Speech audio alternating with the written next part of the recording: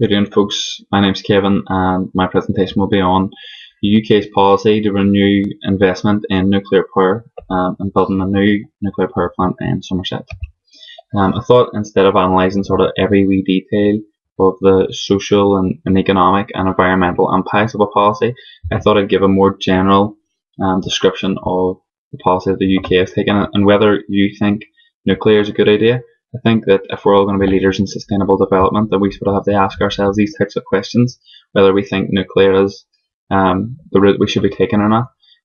So I'm just going to give a brief description of the nuclear process itself, some of the benefits and drawbacks, arguments for safety, before going on to the UK's policy, and then just a general sum up, and again asking you whether you think it's a good idea.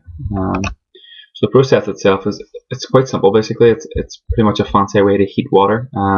Chemical energy in the form of uranium is used to heat water, which then turns into steam to turn a turbine.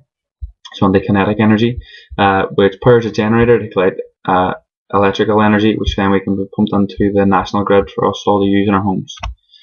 Some of the benefits is that it's very reliable. It doesn't really rely on any kind of weather conditions. It doesn't rely on wind, or if it's particularly sunny for solar. If it's cloudy, obviously solar doesn't work. So it's quite reliable. It's quite compact. It doesn't need a massive amount of land. Although the power plant itself is quite big, it doesn't need fields and fields of solar panels. Solar panels, for example. It's relatively low carbon compared to some of the traditional forms of heat energies, such as coal and oil and gas. It produces no smoke. It's also got reduced transport costs because the amount of input needed, the amount of uranium needed when compared to coal or oil or gas is very small. And therefore, obviously, the amount of waste, the volume of waste, is quite small. There's also economic advantages for developing communities developing countries, because again, although the startup costs are quite large, the input costs once it's up and operational are quite small. The drawbacks: decommissioning of a nuclear power plant is very costly. It takes a lot of time, effort and money to decommission it safely because of the materials used. Waste disposal is obviously very difficult and expensive. There's also the risk of nuclear accidents, meltdowns or disasters, and there's also a threat of terrorism for uranium or plutonium to be targeted by terrorism. Some of the disasters, I think two of the most commonly known ones are the Chernobyl disaster in '86 and the Fukushima disaster in 2011. Chernobyl, the death toll is pretty much unknown, but it could be anywhere in the region of 40,000, maybe up to 200,000, or maybe even more than that. And the long-term damage is not quite understood yet. Fukushima in 2011, the death toll was small but still very considerable. It was 130, maybe even up to 1,000, and may again still be rising. I thought it was worth mentioning the public perception of nuclear. If you do a Google search on nuclear power, you're met with a lot of sort of danger signs and skulls and crossbones. This graphic here just shows the word that came to mind when people were given the word nuclear. So you can see a lot of disaster, energy, good or bad. And that just compares 2005 to after the Fukushima accident in 2011. So obviously disaster was much higher and bad was much higher. But I thought it was worth mentioning because when you compare the safety of it with coal or oil, the sort of more traditional forms of energy, the death rate per watts produced, coal is obviously a massive death rate. Oil is very, very considerable as well, and nuclear compared to these two more traditional ones is quite small. Again, this pretty much tells the same story. Coal, oil, peat, all quite large when compared to nuclear. Some of the advancements since Fukushima, considering that the Fukushima reactor was commissioned in '71, over 40 years ago, there's been a lot of technological advances, as well as human protocol systems. Safety features that were inspired by Fukushima itself. For example, thicker walls in the reactors and a walkaway safe system, which means that if there was any kind of power cut, or if the employees were just to walk out, the reactor itself would sort of cool to a sort of safe stop, as opposed to maybe sort of overheating.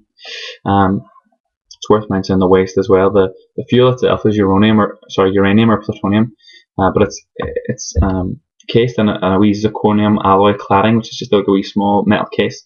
But this degrades over time because of the uranium radiation. which means it breaks down, and this limits the amount of time that the uranium can be held inside the reactor. And this contributes to the waste, because a lot of the waste is still very, very energized. It still has a lot of its chemical potential energy. And this has been tackled by new technology as well. There could be massive reductions in the volume of waste by using new liquid fuel reactors as opposed to the zirconium alloy cladding. They've quoted that it can reduce waste by from 20 tons per annum per plant down to as little as 3 kilograms per annum per plant. So you're talking about a lump of metal, sort of not much bigger than a tennis ball.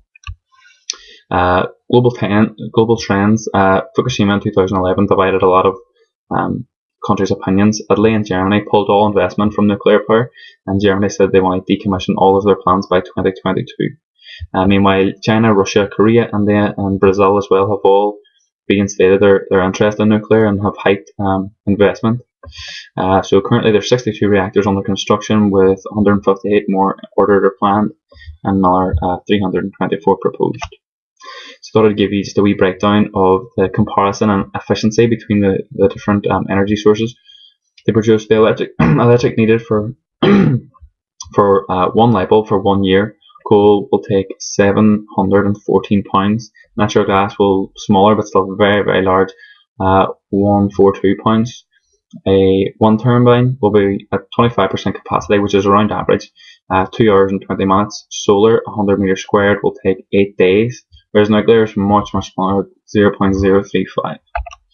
The UK's nuclear policy, as I mentioned earlier, they have commissioned the investment of nuclear power in a place called Hinkley Point C in Somerset. It's going to be built by the company EDF, which are mainly a French company but with large Chinese investment. It's going to take 16 billion to build over 10 years. But the reason why the UK has commissioned this is that it's going to produce electricity at 92.5 pence per megawatt, which is a lot lower than some of the sort of more traditional green energy sources, but still a lot more than gas or coal. But obviously this tends to rise because it's a non-renewable energy source. So that this tends to rise, whereas these fluctuate but mainly stay the same. So this is going to be set for 35 years, this 92.5. So it is quite cost efficient in the long term. So it's nuclear sustainable. Technically it's not.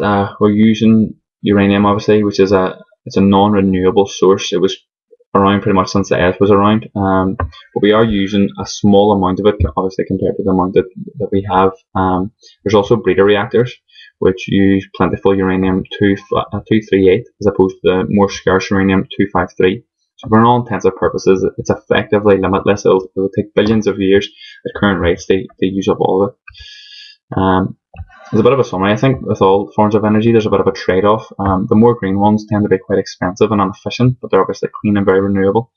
The more traditional heat-based of coal, gas, and oil, they're quite cheap and they're very scalable, but they're obviously environmentally damaging. Nuclear, I think that the trade-off is that it's quite cheap and it's definitely cleaner than coal, oil, or gas, but there is that sort of potential danger. So there's no straightforward answer. I think maybe even the best answer could be a sort of a mix of all of them. But do you think that the risks outweigh the benefits? Well, hopefully I've given you some food for thought. Let's say I think as leaders of sustainable developments, we can sort of maybe ask ourselves these questions. So what do you think? Do you think nuclear is the way to go, or do you think the risk is just too high? So thank you.